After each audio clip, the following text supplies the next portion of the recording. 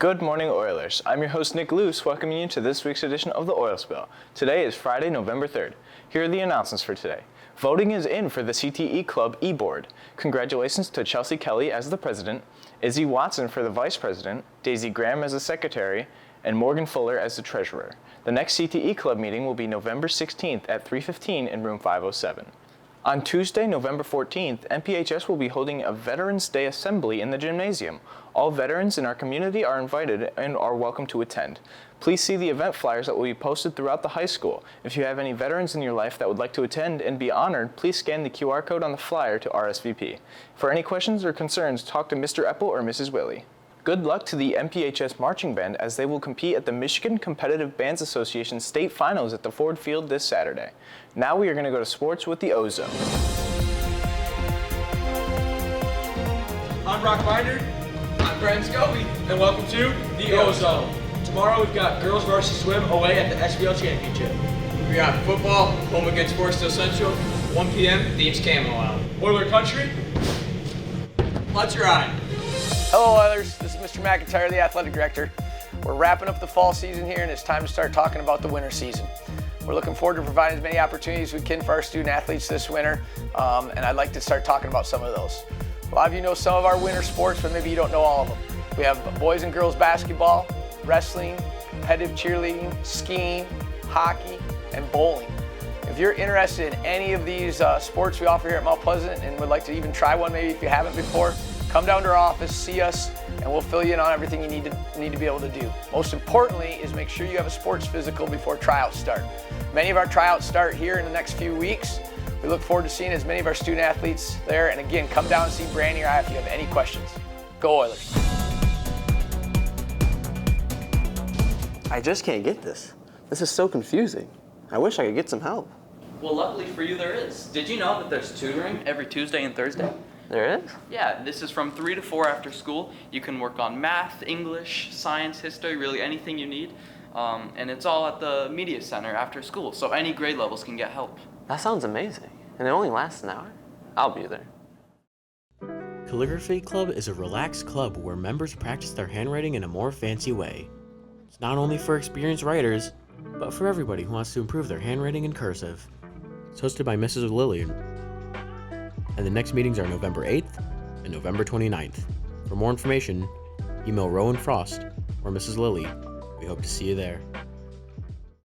Are you looking for adventure? Do you need something to do after school? You should come down to the Dungeons & Dragons Club. It meets on select Wednesdays at room 429 at 3 p.m. For more information about D&D, please contact student leader Kenley Foster for meeting dates and times, or Miss Lilly in room 429. Come join the adventure. Today we are highlighting part 2 of 3 on the suicide prevention. What do I do if my friend tells me that they are thinking about suicide but they don't want me to tell anybody? That's tough because you want to, keep your friends' secrets and those kind of things sometimes. But when it comes to something this serious, like Mr. Lazaroff said, you'd rather have the friend mad at you than have something really bad happen to them. And I think it's, if you don't feel comfortable, I think it's okay to say to them, like, I care about you so much that I need to let somebody know this. If you don't feel comfortable saying that, I think it's still important to let somebody know, a counselor, a teacher, their parents, your parents, some trusted adult, so that they can get some help.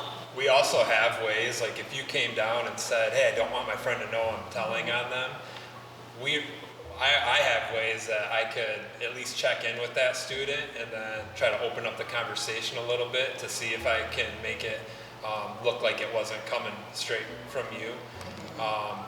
But I also, if somebody comes to tell you that, and they're like, I don't want it, they're telling you for a reason. They want the help, typically deep down. So just know that, like, okay, if somebody's coming to me and sharing something like this, they probably do want help, even if they're saying they don't.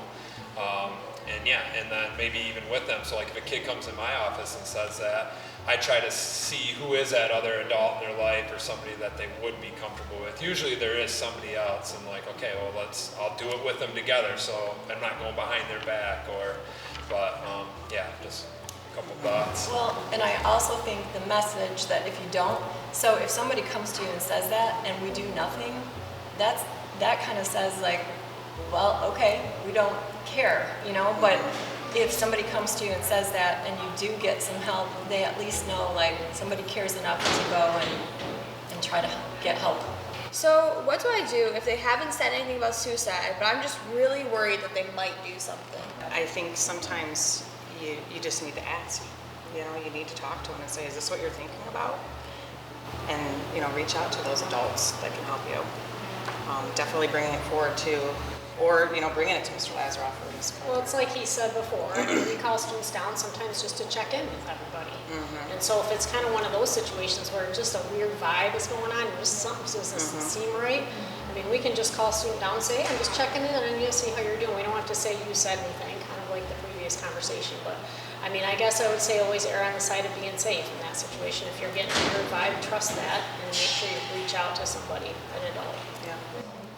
Yeah, I even think it's okay to, use your own friend group and process through like, hey, I'm really worried about Jake lately, and what do you guys see? Have you noticed anything? And getting any weird vibes? And like, well, maybe we should go and talk to, somebody at school and just mention something, or, check in with them. Let's try to do something fun this weekend together, and, just trust your gut. But I do notice a lot of times kids try to carry the weight of their friends, and, and try to help them, and that's absolutely appropriate. But at some point, it's like we all have to have some personal boundaries. And as a young kid, hearing young kids and like, well, my friend's really suicidal, and they've been calling me every night, or if I break up with my girlfriend, like she's absolutely going to do this, so I need to stay in this toxic relationship. Like, those are things that if you're starting to get told that, you need to start getting, the trained adults involved, I think.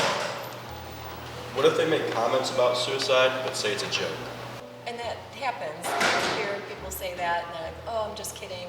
But I think the message is better to be safe than sorry. So if you have a friend that's doing that quite a bit, it's probably a good idea to take that to somebody and say, hey, so-and-so is saying this, and I don't know if they're joking or not. And again, a teacher or a counselor can kind of check in with them just to make sure.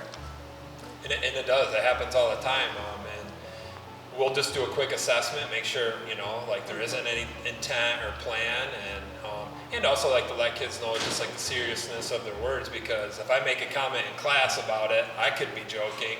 But what if the kid next to me, just dealt with this in their own family, or they had something from when they were younger? And so just so we're all kind of have some self-awareness of, like I could be joking around and trying to be funny, but there could be people in that room that this like traumatized their life really bad. And so, we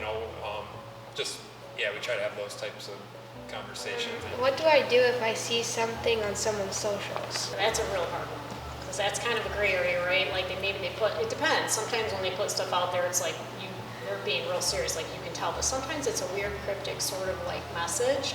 And I think that goes back to the same thing with like trusting your instincts. If something just doesn't feel right about something that somebody posted, then we need to know about that. An adult needs to know about that. So anything that just feels like that, even if it's not point blank, they're saying they're suicidal or they're going to hurt themselves, but if it's something that's cryptic and it sort of has that feeling to it, it's just always important to touch base with us. And even if it doesn't happen during the school day, we can still touch base with that student at school. So even if you see it in the evening at home, you can come to school the next day and say, I noticed that somebody was putting this on their social media, and we can get involved then. You guys see and hear a lot more than we do in our offices, so being aware of those things and bringing that to our attention is really helpful. I would say though, if you're at home and something seems really serious, it's not kind of like, well, I'm not sure, like the cryptic thing, then you want to maybe talk to your parents and say, hey, I just saw this on this person's social, and I don't know what to do. And then, your parents can maybe help you kind of figure that out, because when we're talking about potential suicide, time can be really critical. And so if it seems like it's a pretty clear-cut thing, or you're just worried and you don't want to wait until the next day, I would say reach out to your parents or reach out to that person's parents. If you know how to reach an administrator after hours, you can do that and they'll follow up too.